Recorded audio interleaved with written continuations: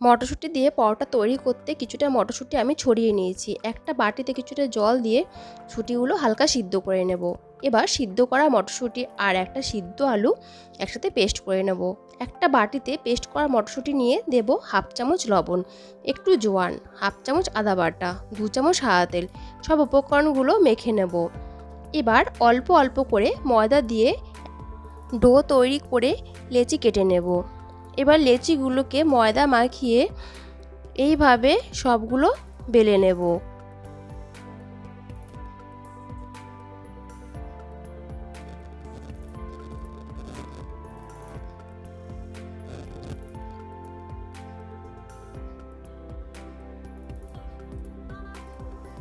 একটা তাওয়া গরম করে তেল মাখিয়ে পরোটাগুলো উল্টে পাল্টে ভেজে নেব।